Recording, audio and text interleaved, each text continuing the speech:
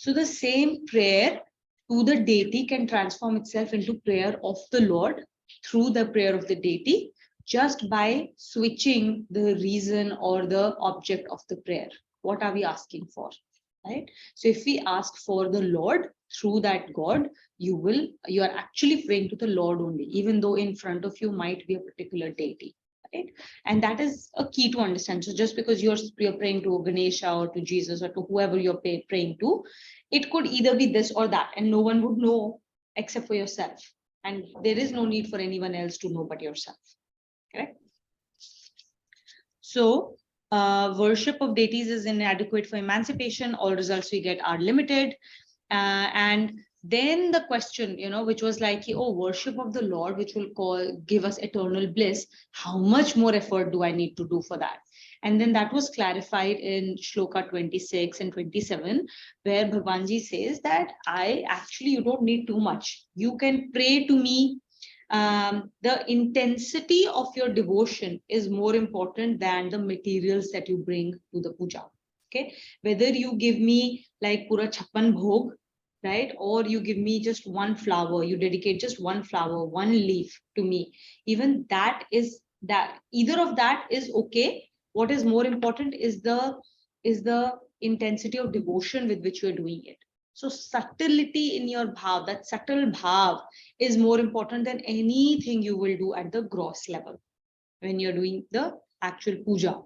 And then Bhagwanji tells us that actually you don't even need to set aside time for me. You should ideally, but even if you don't, the point is that everything you do on a daily basis is my puja. Okay, so in Shlok 27, he tells us that you can do my puja by just simply offering all your daily activities to me. And that is the real puja. So your actions, everything that you do, that can be offered to Bhagwanji. Whatever we intake, whether it is the food or water we drink, or the things that we hear, the things that we see, the things that we read, these are all things that we ingest and they become us. Whatever we ingest becomes us, right? So not just food, be very careful of what you are spending your time watching.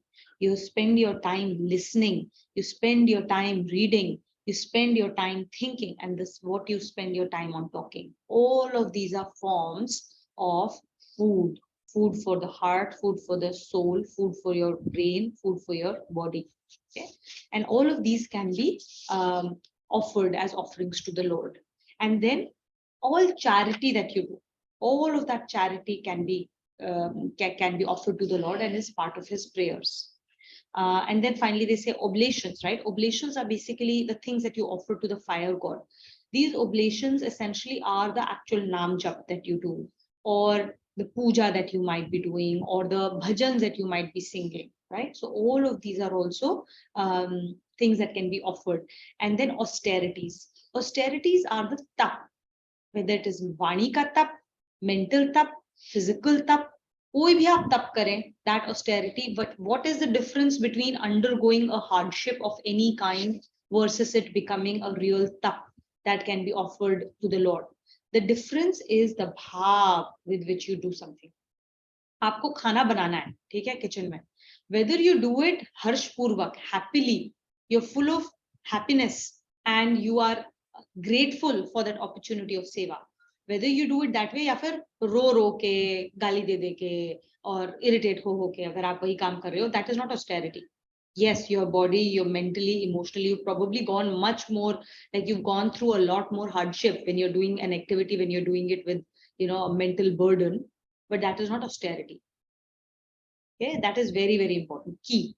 So whether you're doing hard work in office, hard work at home, you're taking care of somebody, whatever activity you're doing, it is going to be considered an austerity only and only when we do it happily with our full participation, saying that I want to do it and not that it has been foisted on me.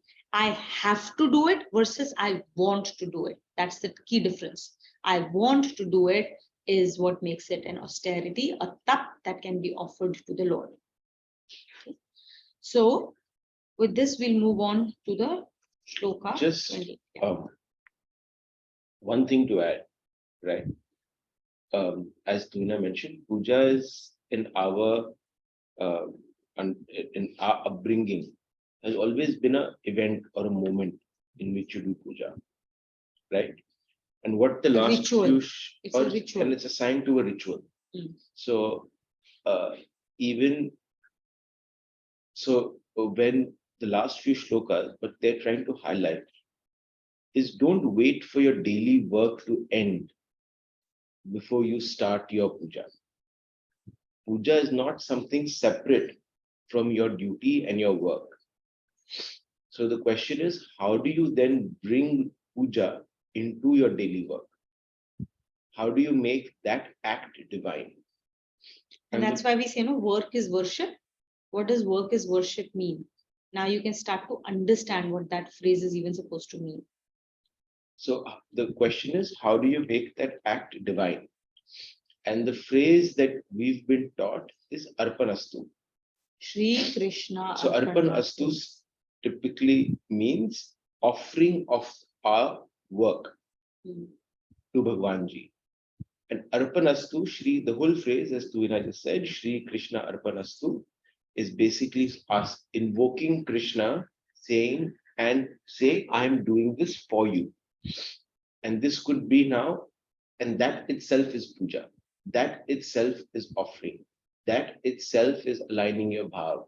That itself will make your experience of everything divine. So just invoke it at the start of every act or in the middle of the act. If you forget to invoke it at the start of the act, invoke it in the middle of the act. Even if you forget about invoking it in the start, the middle of the act, invoke it at the end of the act. At any point of time, when you invoke this, you will suddenly find yourself better aligned. Okay.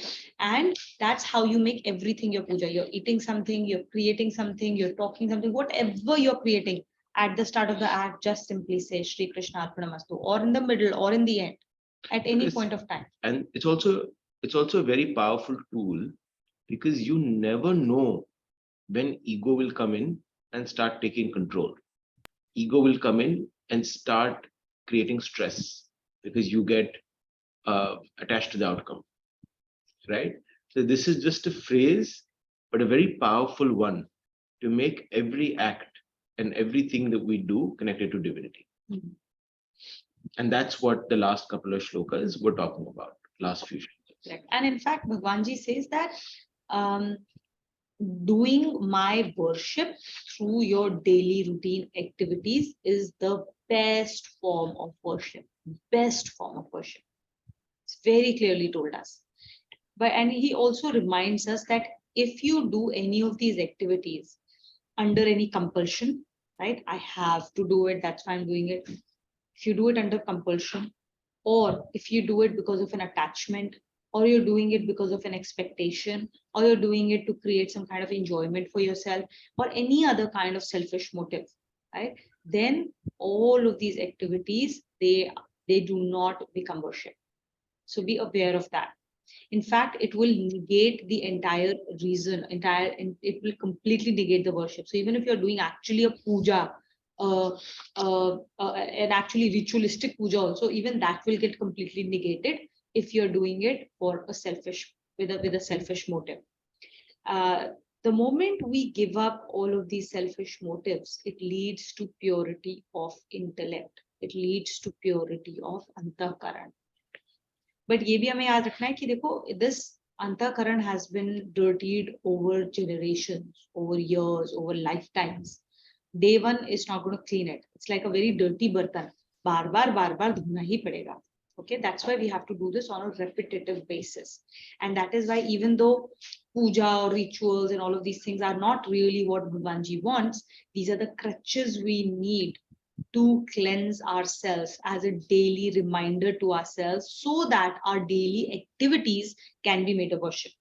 अगर हम वो daily reminders भी नहीं रखेंगे तो फिर you will get so swayed off by the glamour of the world that after 5 minutes you would completely forget that this was supposed to be a divine act.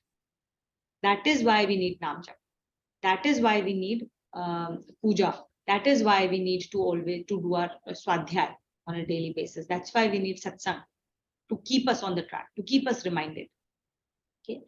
So then Bhagwanji says that when you So, so the other reason is that we all have built habits in our antakaran, and our habits have a certain way of being, and these are pre-programmed mental models that take over immediately. As soon as you're listening to something, you're listening to you're either listening with a particular bias, perspective, preconceived notion, which is why two children in the same class will absorb content very differently, right? Or you're listening with a slightly different intent, etc.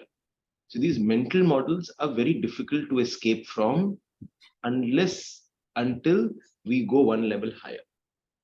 And that level higher is divinity. That level higher is invoking his name. That level higher is Arpanastu. So that you immediately go to a level higher, rethink of your purpose, and come back to the act and not get swayed by your own mental models. In fact, we see the world not as the world is. And this is true for any situation or any person or any VVGP. We do not relate to people, to situations, and we do not see them as they are. We see them as we are. Always. We do not see them as they are. We see them as we are. So whatever is inside of us, we project it outside of us. And that's how we interpret the world. That's how we interpret people's behaviors. That's how we interpret other activities or situations or events that unfold in front of us. Okay. And so that is why we always say that when you see a behavior or a habit in somebody else which irritates you, then you need to look inside of yourself and see, where is that habit lurking inside of me? I do not like that habit inside of me, and that is why I'm getting upset with the other person. So I need to look inside of me and cleanse that thing out. This is an opportunity for me to cleanse my antakaran. Okay. So when we start to live our life in such a fashion that we are dedicating every activity that we do to the Lord, then what is the outcome? That outcome is being described in Shlok 28. Ritik, will you read it? The Lord now describes the result of such an offering made to him. Shubha Shubha Falairaivam Shubha Shubha Falairevam Mokshase Karma Bandhane Mokshase Karma Bandhanai Sanyasa Yoga Yuktatma Sannyasa Yoga Yuktatma Vimukto Mamupashyasi. Vimukto Ma Mupaishyasi. Shubha Shubha Falai. It's Shubha. Shubha Ashubha meaning good or bad. Good or bad fal results. Eva is prakar like this. Moksha se mukt ho jayega. You will be free from the bondage. Karma bandhane. Karma bandhan se bondage of actions. Sannyas Yoga Yuktatma. Yuktatma meaning one who is connected or absorbed. To what? To Sannyas Yoga. Sannyas Yoga as in the yoga of renunciation.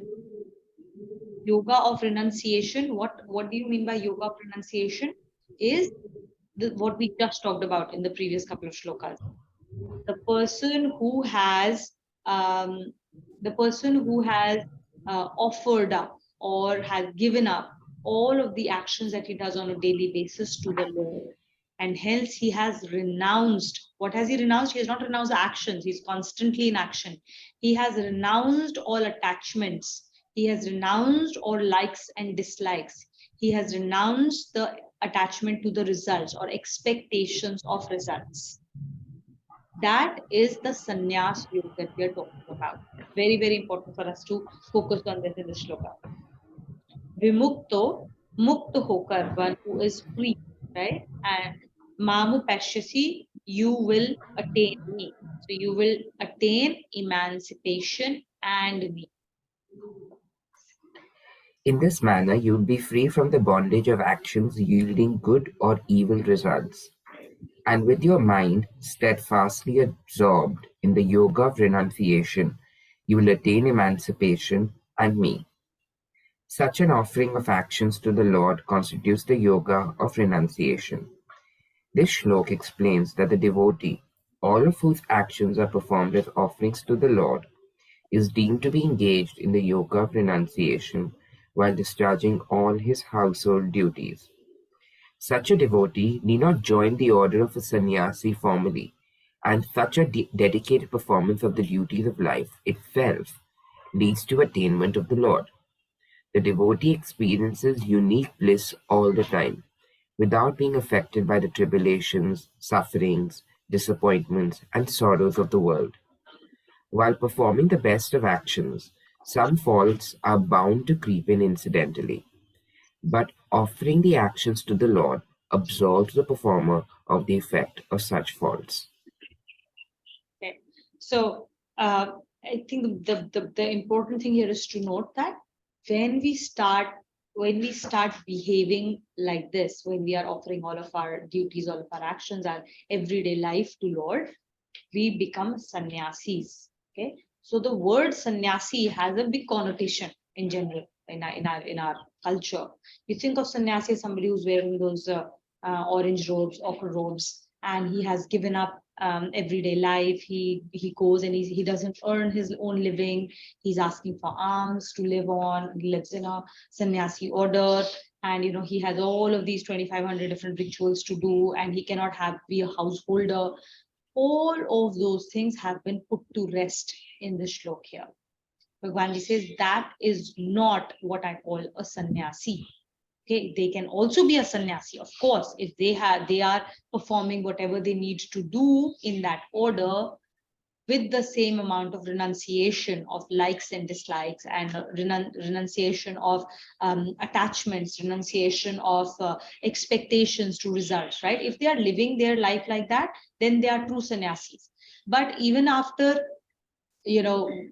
shaving off their head and wearing the ochre robes, giving up householders' life, if then also you see these people being angry or getting irritated, or generally, like you've seen some of these sannyasis, right? Then that is not a sannyasi. Sannyasi is not about what you wear. Sannyasi is about what you do. So there is an expectation from the Lord that you should be living the life of a sannyasi while doing all your duties. That's the only way to achieve Bhagwanji, to go past this whole cycle of birth and death.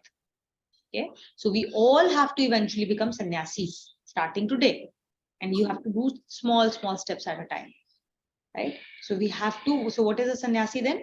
Giving up the attachments, giving up likes and dislikes. That is the crux here. Just to add here, right? The fact that we are born and we have taken form of a human body, right? We're going to incur sin, right? The fact that we walk on, we speak, we eat yogurt, bacteria diet, like our entire living being, and every act that we do, not even the gross act, is there is suffering involved that entails to people around us, right? In fact, in Jainism, they say the very act of living is a very violent act, which is why they don't wear shoes. They walk nange pav to be able to figure out what's going on, and they do not accidentally step on another being. But the very act of living is a violent act. You will end up hurting people, hurting things around us, just by the act of just doing your normal day-to-day activities. So how do you escape that? How do you not incur sin for that? And so to build on that, and that sin is not just external, it's also internal. How we think about ourselves, how we sometimes talk to ourselves, the negativity that we project onto our own being, we're not good enough, all of those things. Everything is an act that is taking place which will create certain negative consequences for us, right? So we have to then face the consequences. So what Bhagwanji is saying is the only way to get out of these negative consequence loop, because you're already born, is by offering it to him. There is no other way. Otherwise, you will do an act, you will do it with the best of intent, you will maybe even get the best of results, but there will be karma associated with it, and you will have to be you'll have to wait and come back and experience those consequences before your bank balance goes back to zero, right? So even when, if you look at the sannyasis that take rebirth again, right? If you read some of their stories, I was telling Tuina this last week, right?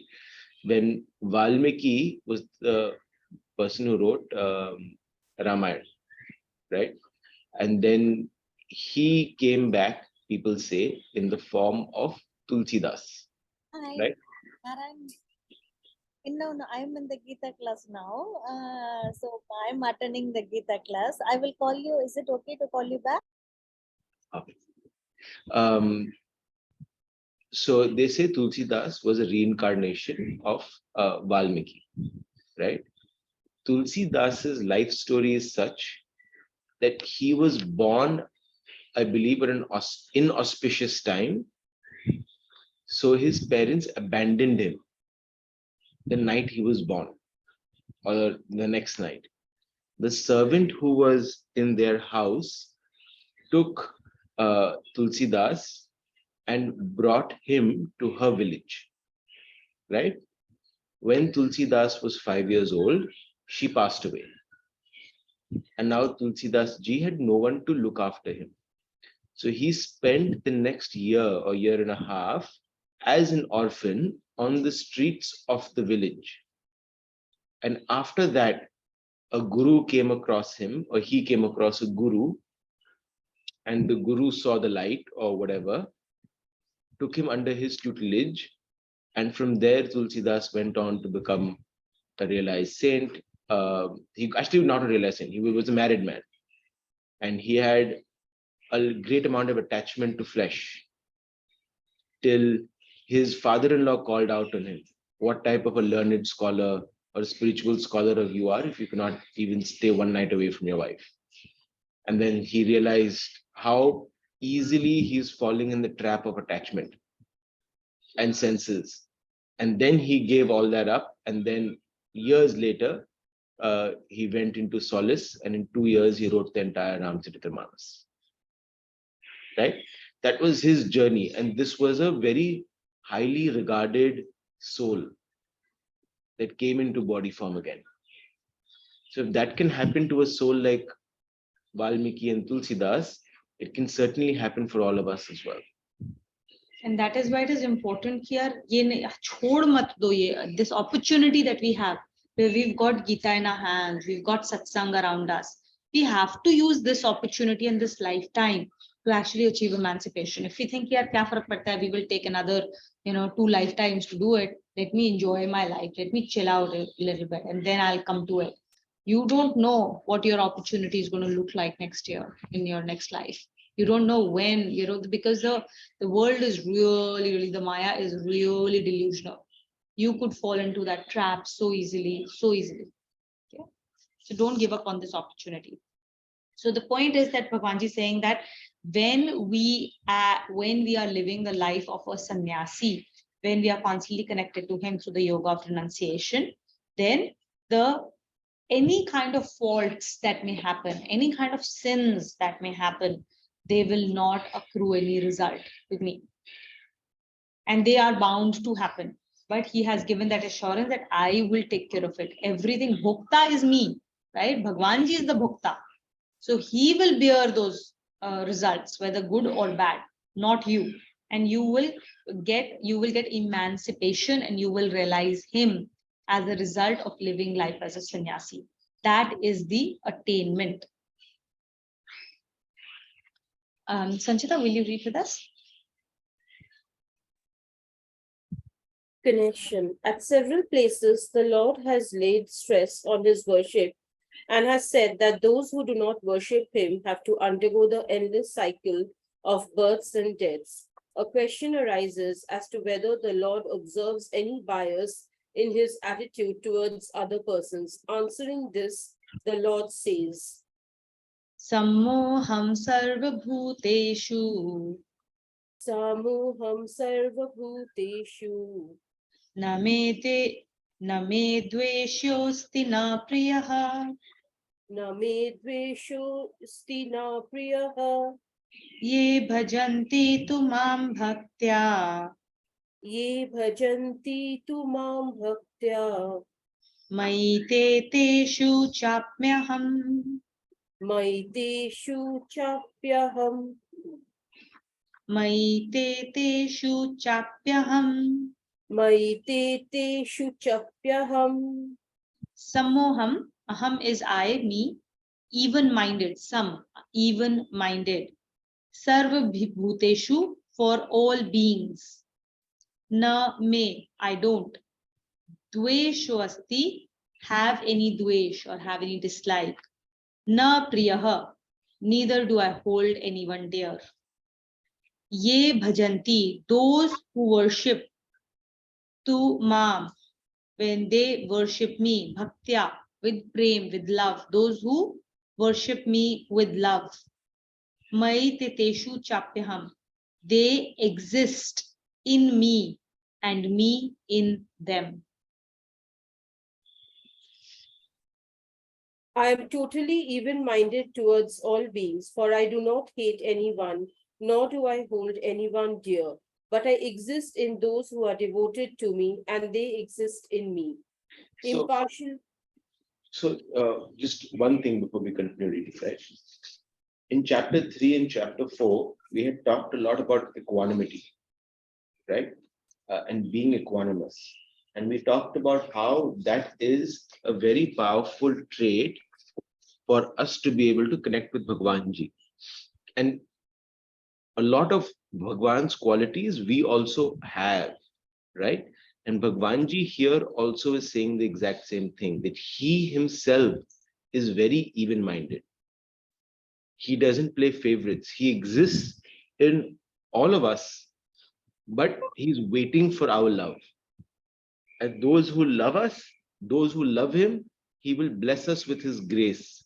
But he is not there to play favorites or bias. If we have to experience something, we have to experience it. He cannot change our destiny. He can give us the grace to have the strength to face it with the right principles, as long as we express that with humility and love. But he cannot change what we have to experience in terms of our consequences. Although he can potentially, with his grace, if we pray enough to him, he can make it easier for us to handle that situation by giving us The strength the and the right, tools. not just internal strength, but also creating more favorable external environment. If you have to, for example, undergo a stress of, your car tire getting punctured, maybe he will make sure that that car tire puncture happens right next to a place where it's easy for you to get your car tire replaced, or at a time when you don't have to necessarily be rushing into an important meeting, for example, right? So he can, while you have to experience it, the way you will experience it and the external and the internal environment for it will make it less stressful for you to go through that entire experience. So that is his grace, that there will be justice that is meted out, but with his grace there is potential for you to like he is the one who can forgive, right? Nature does not forgive, right? Nature only, or nor does it play favorites, right? Nature just gives out justice, and then Bhagwanji has the ability to provide grace.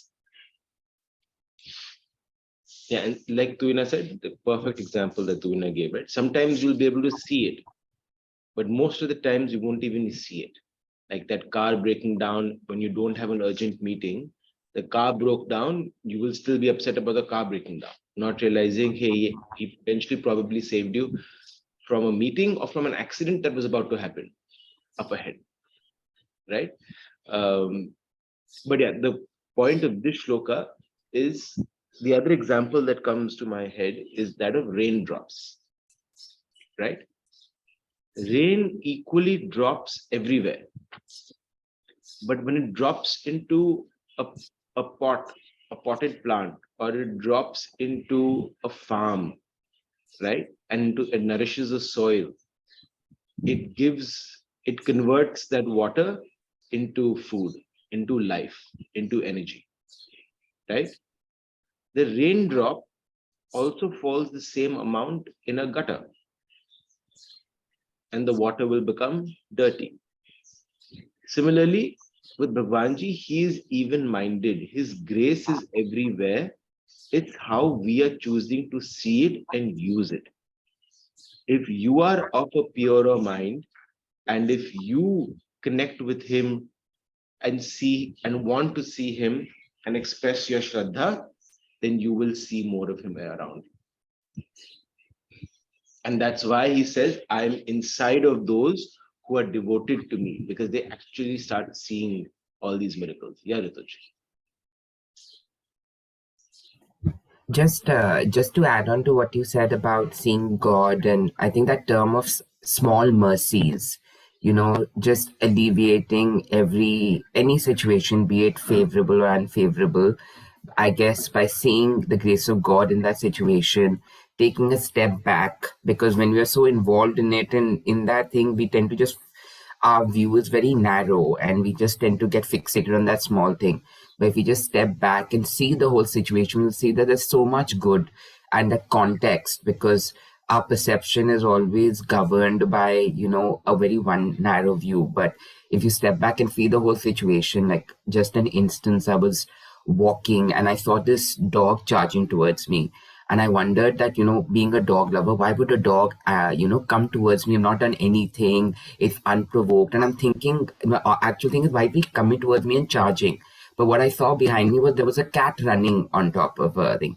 So I didn't see the cat. I just saw the dog in that situation. So the thing of just stepping back and seeing the whole situation is about perception and, seeing, a fact of life. So I think that's important. So. Well, that's amazing, because to do that, you have to first be equanimous and even-minded and not given to your habits, right? And only that allows you to go to the balcony view, to take a step back and see it. And sometimes you can't even see it in the moment. You will see it 2 days later, right? When you reflect upon it.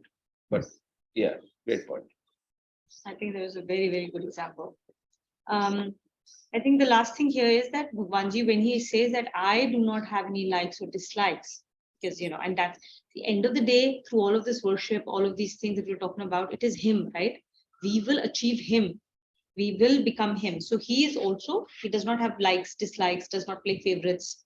He's equally present to everyone. And hence you can get his, and that is why, whatever, it does not matter whether you're morally right or not right. There are no judgments in Bhagwanji's world, right? There are no judgments. There's no right, wrong. There's no black or white. There are consequences to everything. And he tells us, ye karoge, ye consequence hai, ye karoge, ye consequence hai. Make your choice.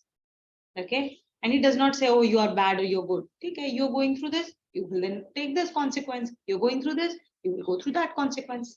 Okay, that's all. And he's that even-minded about it. He will not judge you for what choices you're making in life. He will just go through the experience that you need to after making those choices. He does not try to save us from ourselves, right? Like we try to sometimes when we try and save our children from certain consequences. He doesn't do that. For him, the greatest love is the freedom to act, the freedom to choose. So it's a consciousness, it's a helping, right? The present, like live in the present moment. That consciousness is the helping the entire situation. So. Being in the moment is the only portal to accessing Bhagwanji. That's the only time. Because life is happening only in the moment of now. There's no life in the past. There's no life in future, right?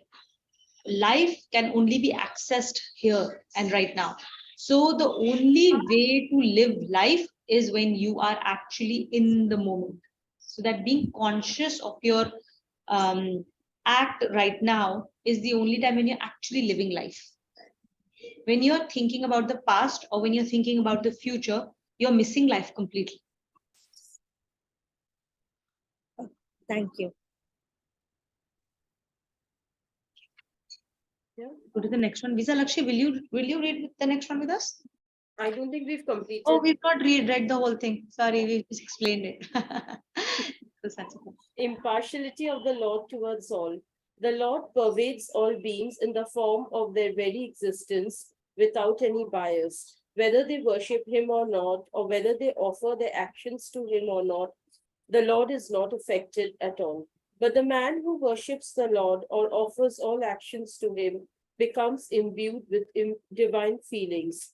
Due to his divinity, no evil action is done by him, and even righteous actions done by him become like roasted seeds, unable to sprout into consequences to be worked out in future lives. I think one thing that had really struck me, I think I would like to share here. See, हम लोग बोलते हैं कि सब में भगवान है, correct? और हमें भगवान दिखता तो है नहीं सब में. कुछ में कभी कुछ लोगों में कभी जब वो हमारे से बहुत अच्छे से बिहेव कर रहे हैं, that's when we see भगवान जी in them, right? Because they are being actually nice to us. तो हमको भगवान जी दिख जाएगा उनमें. But most of the times we don't see भगवान जी in anybody. Okay? All our likes, dislikes, judgments come into play, and then we are constantly judging them. So then how do you see Bhagwan Ji in people? How do you know that there is Bhagwan Ji sitting in everybody? For me, I think one of the powerful realizations which helps me to see divinity in others is, what is God? And how do you prove that there is God in everybody? We all have a life. We all have consciousness. Whether you are doing something right, whether you're doing something wrong, life doesn't come and tell you, boss, up to I don't want to be with you. The fact that you're alive, the fact that you have consciousness, that is Bhagwan Ji. That is the element of Bhagwan Ji. Just the fact that you're alive and there is consciousness in you. When that consciousness leaves, you're no longer a human being. You no longer live. You're dead. Now, whether that consciousness is in animals or whether it's plants, whether it is algae, whether it's microbes, whatever, that element, that spark, that consciousness is God. That consciousness is soul. And it is impartial. That impartial God lives in everything and everybody. And even this is a limiting way of looking at it. But this was one thing, the way when I looked at it, it helps me realize it immediately, like, of course, there is God in this person. Otherwise, this person wouldn't be a person in the first place. Of course, there is God in the plant. Of course, there is God in this animal that I'm interacting with, because there is spark of consciousness. Okay. And then again, even this is a limiting view because God exists even in pathar. Okay. But let's start with something small. Okay. So that is one very clear way of knowing that there is impartiality in the Lord. He will continue to live in the bodies, in the bodies or in the beings of every being out there, irrespective of whether they do their dharma or they do adharma. It does not matter. He will be impartial and he will live there. And if he can live impartially in amongst everyone, that is what he's invoking us to do. That you be impartial, rise above your likes and dislikes, and be with everything and everybody around us. Right? So that I thought was a very powerful communicator of the fact how impartial Lord is and how obvious that is. How obvious. Does it make sense to you? I think it struck me when I was reading a book and it was like a massive ding moment for me. And so now everybody has Bhagwan Ji inside of him. The difference is those who connect back to it and those who are unconscious of it and live life in an unconscious manner. Those who connect back to him are able to tap into his super high energy. जब हम लोग unconscious होते हैं, we haven't tapped into it, तो भी आप सोचो कि मतलब इतनी एनर्जी है उसमें कि आपने उसको पूरे को डब्बे को बंद कर रखा है, उसके बाद भी उसके अंदर से जो एनर्जी आ रही है khil khil ke, that energy is powering all our life. And it's powering us to do everything. Imagine if we actually are able to open that lock up and open that sandook, open that box, and let the light radiate through. Imagine the amount of energy we can tap into.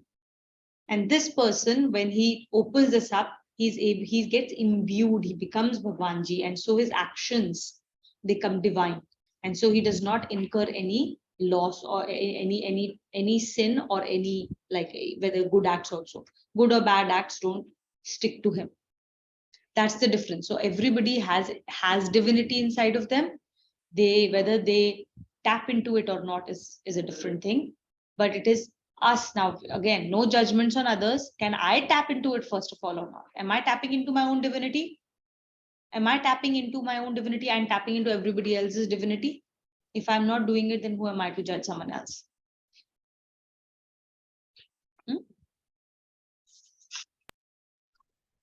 And the fun part is that the day I'm actually able to tap into everybody's divinity and my own, and I can connect from divinity to divinity, the judgment will completely disappear. Then I'll be in no space to judge, because there is no judgment in that space. So judgment की कोई जगह ही नहीं है, ना तो पहले ना बाद में. Let's read next. Yeah. Thank you. Connection. What happens to a person whose life had early been steeped in sin and who later on worshipped the God wholeheartedly? The Lord answers. So this is all of us, huh? All of us. We all have lived a life where we have done knowingly or unknowingly several sins. We have lived a life that is full of sins, knowingly or unknowingly committed. Enough number of times we have been angry, we've said harsh words, we've done things that we have regretted in our life. Just talking to all of us. So now what happens to us, now that we've started coming on to this path, what happens to us? And the answer is being given to us here. Api chet sudur su api chet suduracharah Api chet suduracharah bhajate mamananya bhak bhajate manyapa bhajate mam ananya bhak. Bhajate mananyapa. Yeah, it's two words, mam and ananya bhak. Okay. Ananya. Sadhu reva samantavyah Sadhu revasya mantavyah samyak vyavasito hi saha samyak vyavasito vyavasito hi saha. tisaha. Api is but. Chet yadi koi. Chetasu duracharah, extreme durachari. If somebody who has been doing a lot of bad sins, bad activities, bhajta hai, worships me, ananya bhak, with only single-minded worship, single-minded devotion. Sadhu rev, sadhu he is a sadhu, he is a saint. Sa mantavyah, sa is him, mantavyah manne yogya hai, he should be deemed as a saint only. That's what it's saying in the sentence. Samyak yatharth, vyavasito निश्चय वाला है क्योंकि वह, because he has taken a righteous resolution. Vyavasito, he has taken a resolution. And what type of resolution? A righteous resolution. A person of even the most villainous content, but worshipping me wholeheartedly, is fit to be regarded as righteous because of that righteous resolution. Wholehearted devotion turns a sinner into a saint. A man who is always engaged in the worship of the Lord and who dedicates his righteous actions to the Lord without any attachment to their results, undoubtedly attain to the Lord. But sometimes a man who had early been um, leading a disposed life decides to leave the path of sin. He starts worshipping the Lord and also offers his righteous act to the Lord. Such a transition often occurs as a result of company and influence of righteous person. The Lord says that such a man should be regarded as being a righteous person, provided he makes a determined and firm resolution to spend his future life worshipping the Lord and acquires a firm conviction that devotion to the Lord is the only thing worth striving for in human life. It may be that earlier he had no feeling of devotion and he led a sinful life. In that state of mind, worship of the Lord could not be possible. But it has also been observed that some people do bid God goodbye to their sinful lives and spend the rest of their lives on the path of rectitude. In if this happen, they to attain deep devotions to the Lord. So there are 3-4 things here. The first is like the very first line, right? A man who always engaged in the worship of Lord and who dedicates righteous actions to the Lord without any attachment to the results undoubtedly attains the Lord. That itself is a one-line assurance to all of us that what we're doing, it is like an escalator with which we can reach the top, right? He will help carve that path as long as we follow these principles. Now, the second thing, again, it's a story of Valmiki, right? So Valmiki, when he was born in a very poor family in a village. He had 2 children and family to feed, and he could not find work. So he started resorting to thievery. He used to rob fruits, rob vegetables, and then he got caught a few times.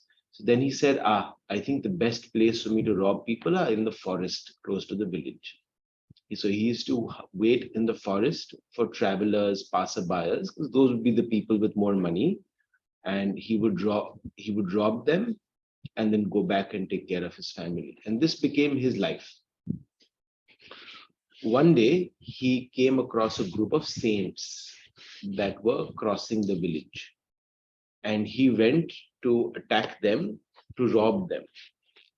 But something happened, and one of the saints saw that there is good in Valmiki. So he asked him why he is doing this task, right? Why has he resorted to a sinful life? And Valmiki basically said, yeah, I didn't have a job. I wasn't able to find work. My family was hungry. So this is what I know. This is what I started doing. It is my duty to feed my family, and so I'm doing this for them. So the saint told him. So the saint told him that I am God's child, just like you are God's child. God will help take care and feed your family. He said, but how? He said, all you need to do is take God's name. He says, which is what? He says, just say Rama. Now, Valmiki. Even before that. So before that, what happened was that he said, but you are incurring a lot of sin and you will have to go to hell for this. So Valmiki said, I will not go to hell alone. My family will go to hell with me because I'm doing this for them. We are all sharing our sin. And they said, Bhagwanji said, no, it is your duty to do this. Your family is not partaking of these sins. It is your sin alone. So Valmiki did not believe it, right? He said, that's not true. My wife will definitely share the sin with me. I said, okay, go talk to your wife. He actually went home that day and he talked to his wife and he said, so I do all of these things and will you come to hell with me? And the wife told him that, my lord, this is your duty to feed your family. You are doing your duty. My duty is to be at home and to take care of the children, which I'm doing with full this thing. I take care of the house. If you are committing sin while for the duty that you have to do, then I will not incur that sin. Our children will not incur that sin. You are going to go that path alone. I think that was a very big point of realization for Valmiki when he realized that ultimately we all walk the path alone and the only person who stays with us is the Lord. And he went back to the saint to talk to him after that the next day and sought his guidance. And then this rest of the story. So then he went back to the saint the next day and he asked him, what should I do? How should I live? He said, you are God's child, just like I am. Everything that we have to give, we will give it. Bhagwanji will make available to us. He says, how do I do that? He said, you just need to take God's name. So he said, okay.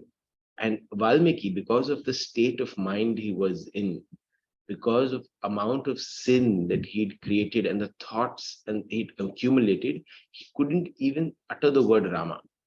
That's how big his ego was at that stage. Not just ego, but the amount of gandagi in the antakaran. He could not, his mouth could not speak Ram. The word Ram could not be uttered from him. So the saint told Valmiki, okay, you cannot say Rama, why don't you say Mara? And so Valmiki started with a lot of focus on chanting Mara, Mara, Mara, Mara, Mara, Mara every day. And that's essentially the same two syllables as Rama. So in his mind, he wanted to connect with God, and the saint gave him a way of saying God's name. And because in a continuous circle, it still becomes Ram, right? Ram, Ram, Ram, Ram, Ram, Ram, Ram, Ram, Ram, Ram, Ram, Ram, Ram, Ram, Ram. So he started to say it like that. That's how, because you see, now the important, there are so many points in the story for us to take away. The first is कि आप भगवान के एक साथ connect कर ही नहीं सकते with the amount of dirt that we have accumulated. And that is why half of the things that we, more than half of the stuff that we read about in Gita, it just doesn't penetrate. It does not make sense because our consciousness is full of dirt, right? And that is why faith, constantly we've been talking about faith. Have faith, believe completely in the power of this and continue to cleanse whatever you can connect to, whatever you understand. You don't understand 80%, don't care about it, let it go. 20% that you understand, 20% that you connect to, use that. That is what you need at this stage of your life. Whatever you understand and you connect to, employ, devise, use every single day. Slowly that will cleanse your antakaran. And then it will become available to understand another 1% and another 1% and another 1%, which will cleanse you even faster and faster and faster and better and deeper. Okay. And then you will reach a point where you will actually be able to connect to the Lord. The fact that we are all sitting here and holding this book in our hands itself tells us that there has been some amount of cleansing that has been done. Otherwise, we won't be picking up this book. How many people around you actually know about Gita? How many people you've probably told this to or have known about the fact that you do Gita? They are not able to pick up Gita. They feel no pull towards it. They don't want to do it. It's a state of antakaran. Who is ready and who's not ready at what point of time? Okay, so it is Lord's mercy and our work that gets us to be able to even utter his name in the first place. And if we are not able to do a certain number of nam japs, if we are not able to commit ourselves to doing certain things, the only way out is to surrender to him, ask him for his help. As the first part. Second important story here, the second important takeaway is that it does not matter what our past life was. It does not matter what we have done before this. What matters is what we do from here onwards. however many bad deeds we may have done in the past, if we get onto the righteous path with the full intent of making this work, of with a full conviction, with full faith, and with full this thing, then that person is equivalent to a saint.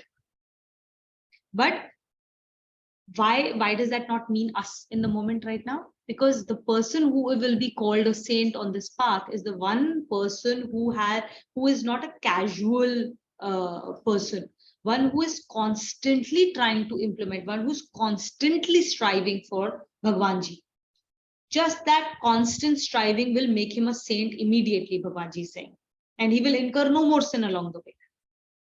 But if we are like, okay, अब हम गीता के world में हैं, अब निकल के अब हम सांसारिक वर्ल्ड में हैं, then that's not constant striving. Okay, that's a very casual approach to this. So that casual approach has to go. We have to become a constant striver,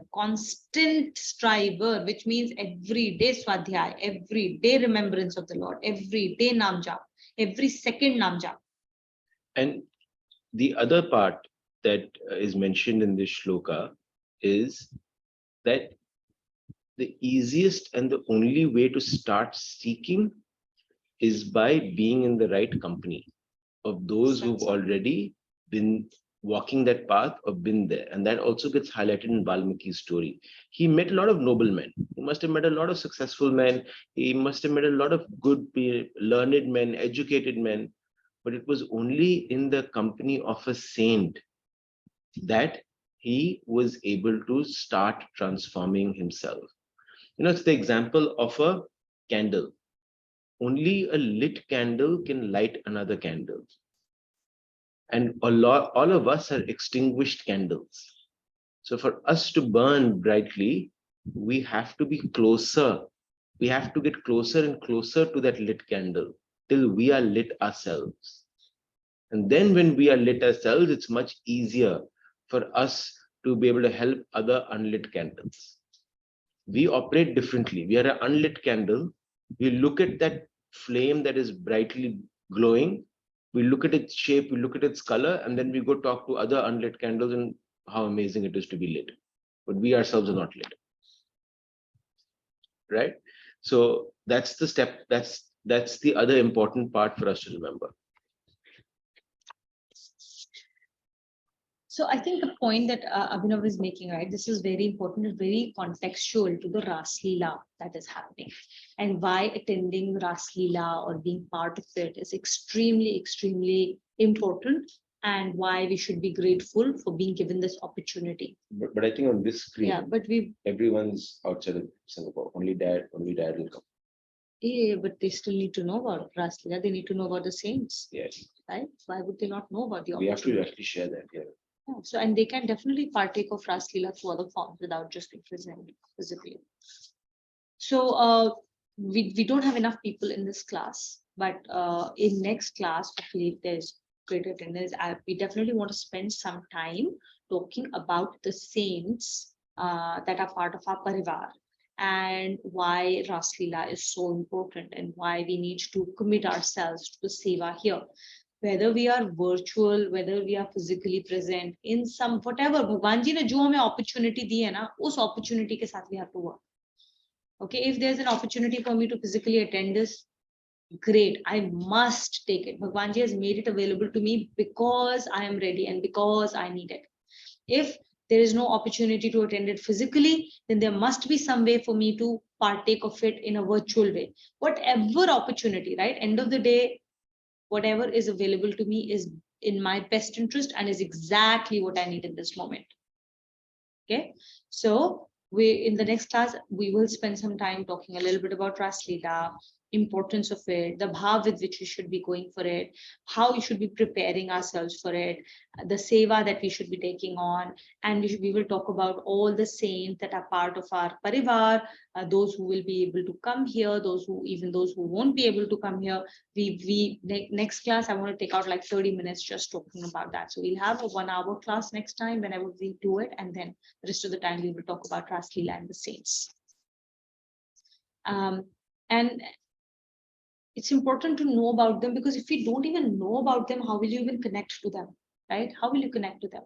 And connection to a saint doesn't just happen when you meet them in person. Right? These saints have a very long reach. They don't have to be physically present to you. If you invoke them, if you think about them, if you seek out their help, they will reach you no matter what. They will reach out to you in some fashion, whether they reach out to you directly themselves or whether they reach out to you through their messengers, right? But for that, you first need to know them. And we are very, very, very blessed with a very rich lineage of sannyasis who have been running this parivar and have been part of this parivar in some capacity. Okay, so we'll talk about that in the next class, right? Not in this class. Yeah. Actually, we should also check with the entire group for the holidays. But we'll talk about it separately. Okay. After this, let's do shloka 31. Or do you want to? No, we have 31 time. to 32? We have 20 minutes. Because we have 4, we'll finish it in the next class. We can't finish 4, but we can do this. We can do 31, 32, 33, we can finish next class with chapter and then we can talk about Ras Leela.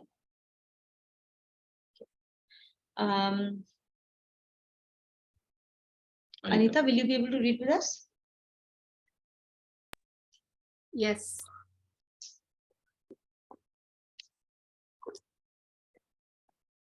You can read the connection. Connection. The Lord now describes the attainment of such a person.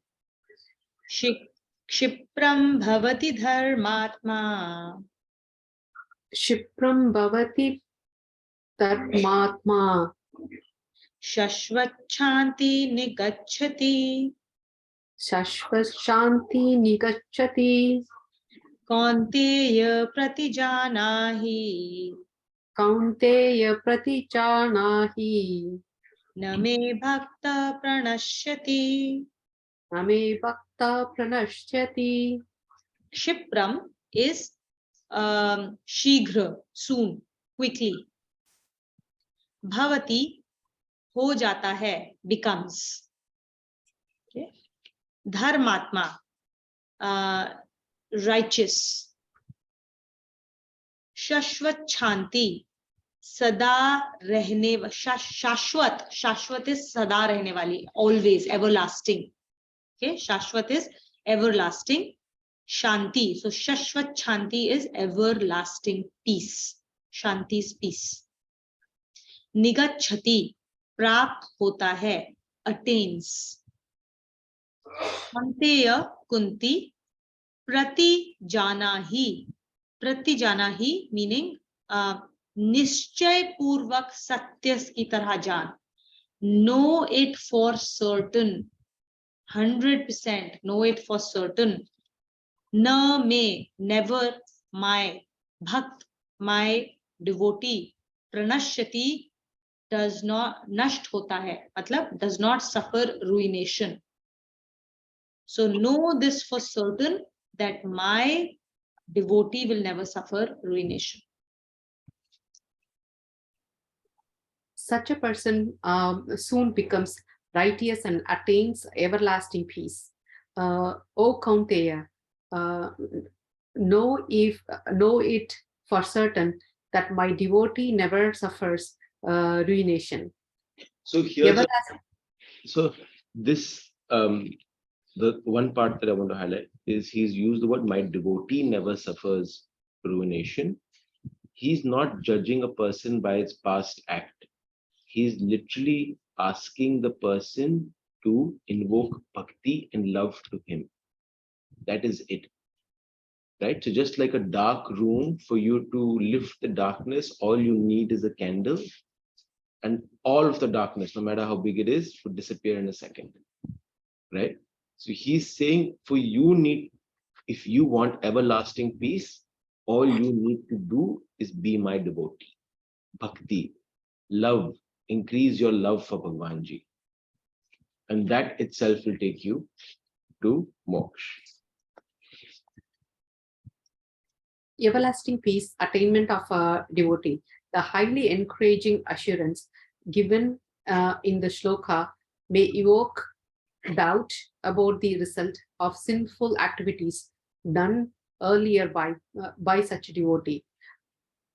Would not such a devotee be liable liable suffer the results of vile acts done prior to starting on the path of the restitute.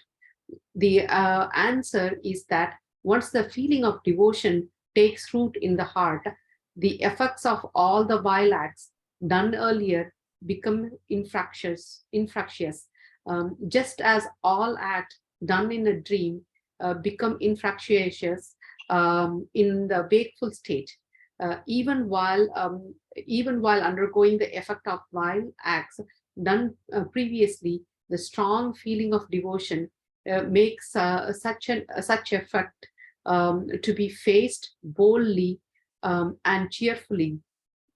This this follows from the assurance of the Lord that his devotee never suffers ruination and attains everlasting peace. Yeah. So a lot of this is about how do we increase love for Bhagwanji, our own love for Bhagwanji, right? It's also interesting for us to think about how we see love. For a lot of us, we love people who are good to us, who do good things for us, who give us things. So our love in sansar that we sing like songs about, or we try to go after, or we express, is all outcome based and very conditional. and very conditional based. It is love. I will love you if you be nice to me. If you're not nice to me, then why do I like you? Why will I love you? Right? And out here, Bhagwanji is saying that and the second thing that we talk about, all of us as parents have told this to our kids, right?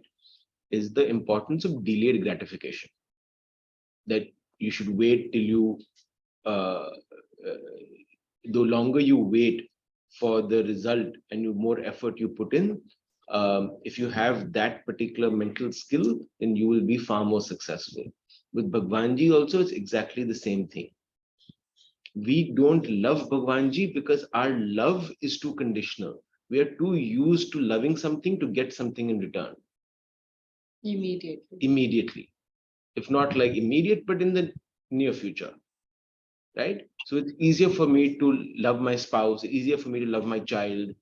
It's easier for me to love other people because I know I'll get something back in return very quickly. The feeling of happiness, the feeling of pleasure, the sensual pleasure, could be whatever, right? A gift, could be anything. Right? But for Bhagwanji, the love has to be a different type. It cannot be a conditional love. We have to change the way we think about love and bhakti. And that comes when we change the way we perceive our own life. That everything we are is because of his grace and the opportunities he's given us. And so that also means कि sometimes people have this expectation कि अब तो हम अच्छे लोग हो गए, हम गीता पढ़ रहे हैं, right? Like we are reading Gita, everything is going to be fine now. I'm becoming a devotee of the Lord. Now I shouldn't face any problems, right? That's actually not true.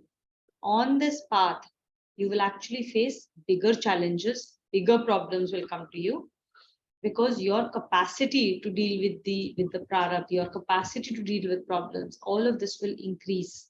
And so bigger and bigger problems to solve will come your way. But he will only send them to you when you are ready for it. Okay, so trust that process. And the feeling of devotion, like Abhinav said, shouldn't be conditional. Only when everything is going good, then it's great. Then yeah, God is taking care of me. And when stuff is materialistically unfavorable, then we go like, where is God? Why is he not helping me? He's helping us even through those unfavorable situations. That is very, very important. Another thing that has been talked about here is, once you turn, like in the last session, last shloka we read, that it doesn't matter what your previous life looked like, right? The moment you change your mind, you start becoming a devotee and you start striving for Bhagwanji, in that moment you become a saint. So any kind of act that has been done before that, all the villainous acts that have been done before that, the vile acts that have happened, what about the prarabdha of that? Like, will I immediately start attaining everlasting peace? Bhagwanji says that he is giving us an assurance that doesn't matter what you've done before. Now that you are on this path, everlasting peace is yours. Now, peace is a very mental concept. It does not matter how much of physical comfort you're surrounded with, you can be the most unpeaceful person in the world because mentally there is no peace. And it could potentially be that you are in the midst of a war, which is where Gita was spoken, and yet have equanimity and peace inside of you while you're dealing with the external circumstances. So Bhagwanji is assuring us that if you are this person, if you are a sannyasi, everlasting peace is yours and you will never suffer ruination. Never suffer ruination. Bad stuff can potentially happen. You will suffer through those consequences that you need to, if you need to, but you will face them happily and cheerfully. And in a lot of cases, a lot of those acts will simply vanish away. How will they vanish away? In chapter 3, we had read about this in the shloka where they said that karma yoga is like a matchstick, that when you put that lit matchstick in a sukha bhusa, it is going to, that entire haystack is going to get burnt in no time. So when you are practicing karma yoga with full bhakti, then you will receive one situation, for example, where you have to control your, say, anger in a situation. And once you have dealt with it gracefully in the full karma yoga manner, with fully connected to the Lord, all of those, you would have had that activity that you've just done, that particular habit, you have done that hundreds and thousands and millions of times in the past, and hence you have incurred sin for all of them. In that one moment of action, you have burnt your entire product of those millions and millions of actions that you've done before that have been that or similar in nature, because you have vanquished over that vasana of yours. The moment you have gotten over that vasana, that's it, it's all gone. It's like, because now you have become wakeful. So everything you did before you were awake, in your dream state, when you were ignorant, all of those things will no longer accrue to you. And then the next vasana, kill that. Next vasana, conquer over it. Next vasana, conquer over it. That's why, we have to constantly fight those demons inside of us, right? Those hundreds of enemies that come to us in the form of the Kauravas, right? 100 Kauravas were there, 100 Kauravas, right? The demons are always way more in our scriptures, right? So we have to conquer over them, whether it is through Ramayana that it is depicted, whether it is through Devi Mahatmya, whether it is through Mahabharata. So all the same. Okay. So once we do that, that is the assurance given here. Does it make sense? Does it convey to everyone what is being said here, and how we are able to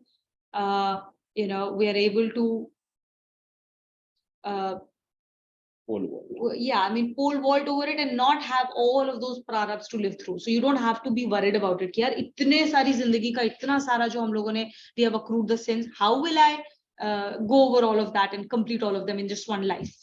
It is possible because there is a path to it. There's a clear set of rules that will help to close out all of those old prarabs very, very quickly. Make sense?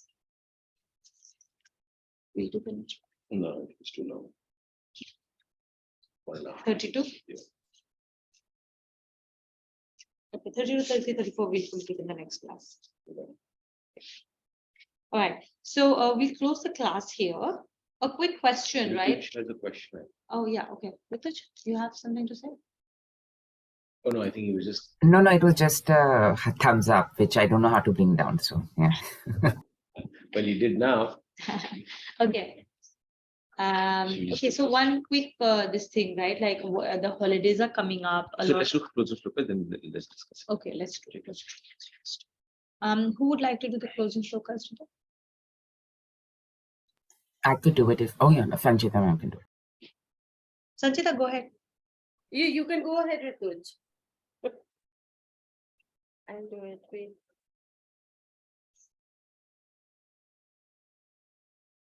Yeah, I'll just do it. I'm just trying to open my. Yeah. Om Sarvesham Swastir Bhavatu, Sarvesham Shantir Bhavatu, Sarvesham Purnam Bhavatu, Sarvesham Mangalam Bhavatu. Om Shanti Shanti Shanti. Om Sarve Bhavantu Sukhinah, Sarve Santu Niramayah, Sarve Bhadrani Pashyantu, Ma Kaschit Dukh Bhag Bhavet. Om Asato Ma Sadgamaya, Tamaso Ma Jyotirgamaya, Mrityur Ma Amritam Gamaya. Om Shanti Shanti Shanti. Om Purnamada Purnamidam Purnat Purnamudachyate Purnasya Purnamadaya Purnamevavashishyate. Om Shanti Shanti Shanti. Om.